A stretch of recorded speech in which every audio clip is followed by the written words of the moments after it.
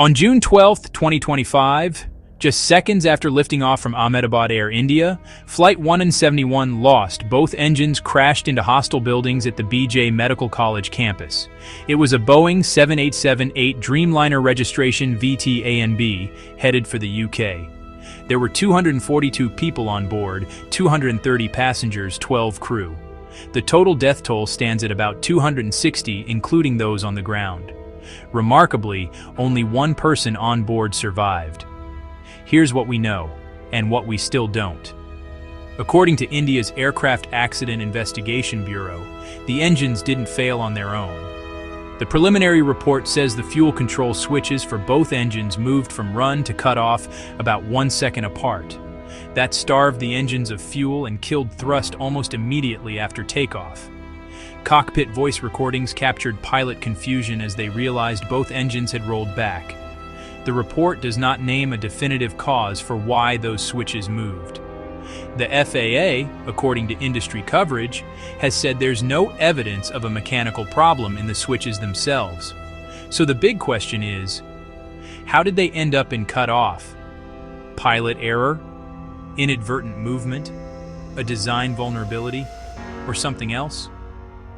This is the first fatal crash and hull loss of a Boeing 787 since the type entered service. It puts a harsh spotlight on design safeguards. How easy should it be to shut off fuel to both engines, especially during critical phases like takeoff? Investigators noted a 2018 FAA bulletin about similar fuel switch considerations. That raises questions about prior guidance, training, maintenance practices. Could the aircraft have been saved at a higher altitude? The preliminary read is no, at least not here. The event happened so low and so fast that recovery was essentially impossible. The investigation is being led by India's AAIB with help from UK and US authorities. Some pilot groups have alleged a lack of transparency. India's Civil Aviation Minister has denied any manipulation. India's Supreme Court has ordered a review of the probe, which could expand oversight and public access to findings. Families have begun legal action. Lawsuits in U.S. courts target Boeing and Honeywell, alleging negligence and faulty switches. UK families are preparing cases in British courts. A U.S. attorney representing over 65 families is pushing for full transparency. Meanwhile, Air India paused some 787 operations for checks and says fleet inspections found no issues. The Tata Group, which owns Air India, established a memorial trust with a Rs 500 crore corpus for long-term support. Markets reacted sharply after the preliminary report, but Boeing's stock later recovered. What happens next? Why did those switches move? That's the central mystery.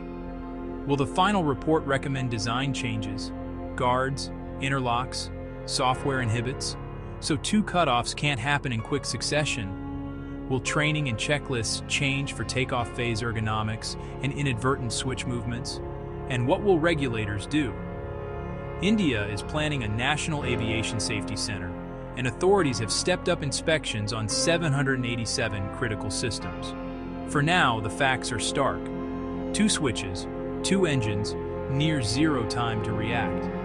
The answers will shape not just accountability, but how crews are trained, how cockpits are designed, and how regulators guard against single points of failure.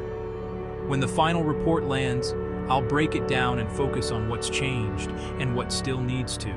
Until then, let's keep this centered on evidence, empathy, and safety.